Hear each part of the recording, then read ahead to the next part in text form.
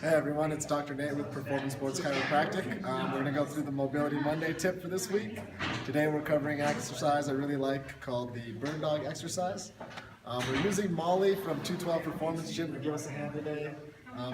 We've used her in the past. She's going to demonstrate how to go through this exercise.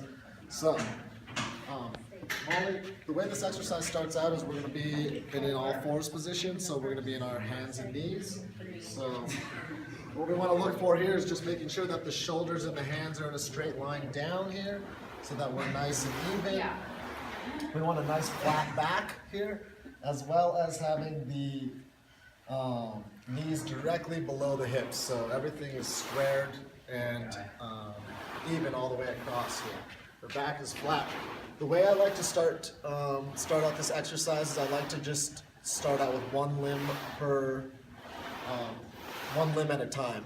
So what we're going to first have her do is just reach this arm straight out for us, Molly. And what we want to see is this shoulder get up to the ear. So you're going to see this here. Straight. Everything's in line here. And we're forcing her body to stabilize because we're removing basically a pillar of support. She now only has 3 limbs on the ground. And that is going to force her core to stabilize to hold her. You can relax that. And then go ahead and do the left side. Again, we want to check for any imbalances you may feel when you're doing this exercise, that one side is easier to do than the other. That's not uncommon, but that's why we're going through these limbs individually at first, because we want to recognize and see if there are any imbalances. Come on over here, because I want to go through. You can relax this one, Molly. So the next part of this is going to be the lower limbs. So we're going to have you kick this left leg straight back. What we want to see here is this being straight, even.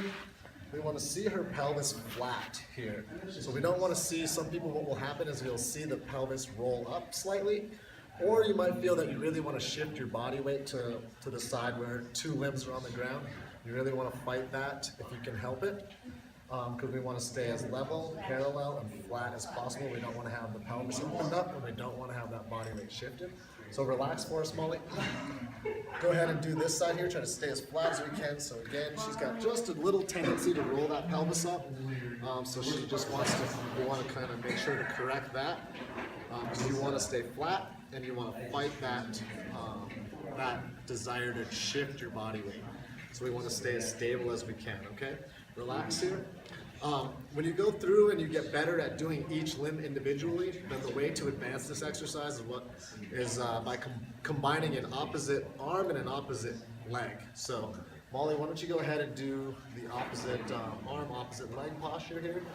Again, we really want to see this pelvis flatten out here. Pick this up just a little bit. So she needs to be just a little bit flatter. So she's working on this exercise. And what this does, this is the advanced posture here, because we really are it's really forcing your body to use a lot of its stability.